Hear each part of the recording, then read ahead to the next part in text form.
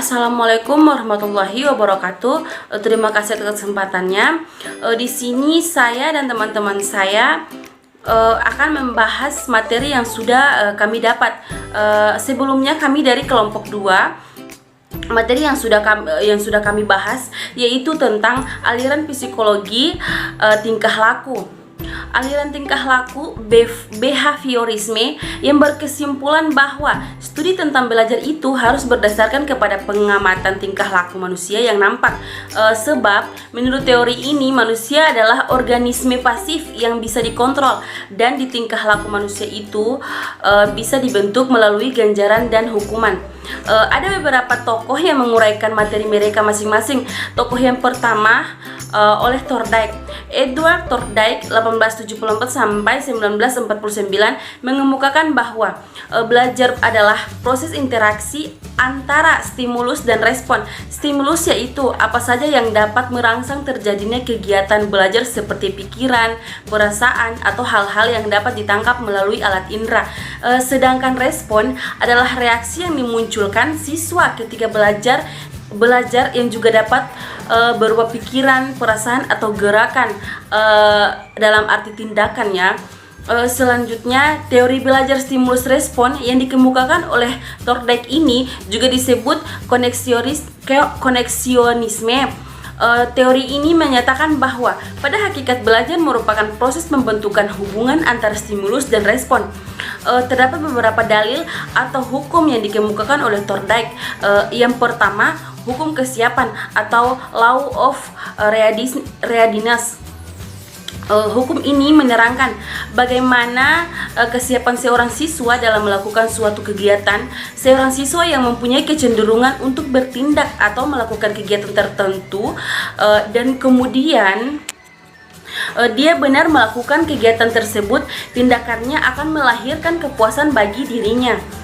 Seorang siswa yang mempunyai kecenderungan untuk bertindak dan sedangkan tindakannya itu mengakibatkan ketidakpuasan bagi dirinya, akan selalu menghindarkan dirinya dari tindakan-tindakan yang melahirkan kepuasannya tersebut. Ya, mungkin itu saja yang saya sampaikan. Selanjutnya akan dibahas lanjut oleh teman saya.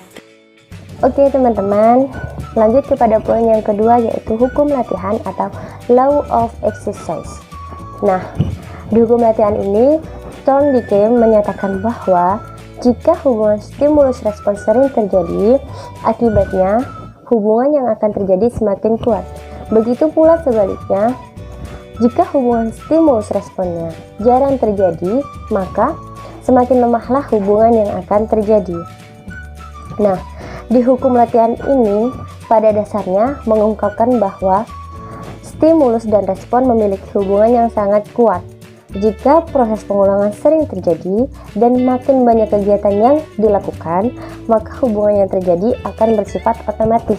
Contohnya, seorang siswa yang mendapatkan persoalan yang sering ia temuinya, nah, siswa tersebut pasti akan secara langsung menanganinya secara cepat sesuai dengan pengalaman-pengalaman yang ia temui pada waktu sebelumnya. Lanjut kepada poin yang ketiga, yaitu hukum akibat atau law of effect. Nah, di hukum akibat ini, Thorndike mengemukakan bahwa suatu tindakan akan menimbulkan pengaruh terhadap tindakan yang serupa. Nah, hal ini memberikan gambaran bahwa jika suatu tindakan yang dilakukan oleh seorang siswa menimbulkan hal-hal yang berakibat baik bagi dirinya, pasti tindakan tersebut akan cenderung diulanginya. Begitu pula sebaliknya, jika suatu tindakan yang dilakukan oleh seorang siswa menimbulkan hal-hal yang tidak menyenangkan bagi dirinya, maka tindakan tersebut cenderung akan dihindarinya.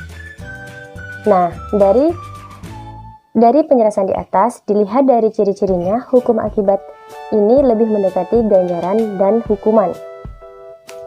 Dari hukum akibat ini dapat disimpulkan bahwa kepuasan akan terlahir dari adanya ganjaran atau pujian dari seorang guru terhadap seorang siswa. Contohnya, guru memberikan senyuman terhadap seorang siswa yang telah mengumpulkan tugas, dan guru tersebut memberikan atau melontarkan pujian terhadap siswa tersebut seperti, "Kamu sangat teliti, bagus, hebat." Nah, secara tidak langsung siswa tersebut akan merasa bahagia karena Pujian tersebut merupakan hadiah yang diberikan dari seorang guru terhadap seorang siswa tersebut, sehingga siswa tersebut secara tidak langsung akan meningkatkan potensi yang ada dalam dirinya dalam pelajaran tersebut. Ini termasuk stimulus reinforcement. Sebaliknya, guru juga harus tanggap terhadap respon siswa yang salah, karena jika dibiarkan, siswa tersebut akan merasa dirinya sudah benar.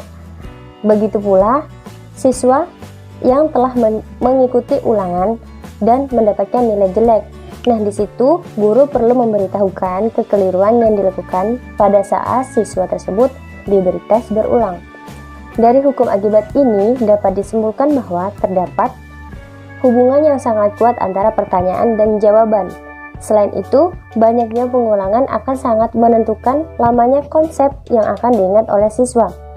Makin sering pengulangan dilakukan, akan semakin kuat konsep tertanam dalam ingatan siswa.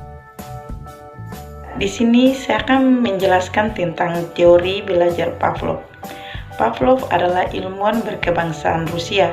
Ia lahir pada tanggal 4 September 1849. Pavlov terkenal dengan aliran klasiknya, dan dia seorang penganut aliran tingkah laku atau behaviorisme. Behaviorisme yaitu aliran yang berpendapat bahwa hasil belajar manusia itu didasarkan kepada pengamatan laku manusia dan termasuk organisme pasif yang bisa dikendalikan. Tingkah laku manusia bisa dikendalikan dengan dua cara, yaitu memberi ganjaran atau hukuman.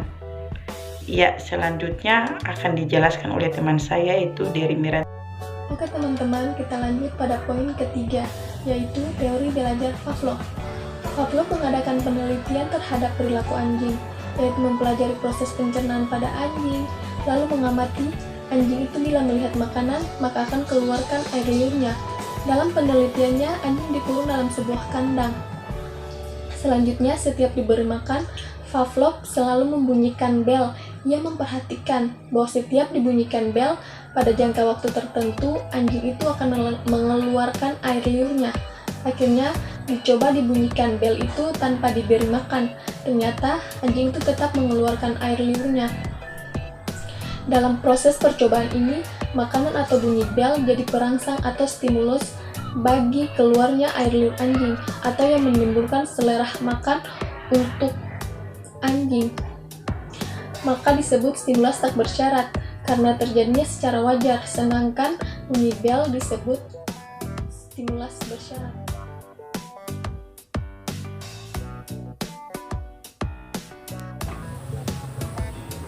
Baiklah, saya akan menjelaskan poin yang terakhir, yaitu teori belajar Albert Baruda.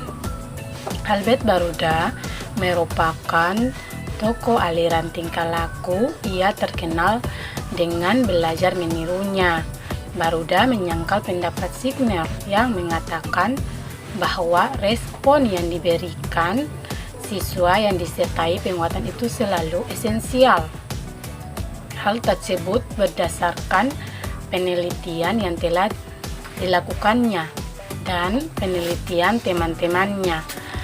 Baruda mengemukakan bahwa siswa belajar itu melalui meniru hal-hal yang dilakukan oleh orang lain, terutama guru.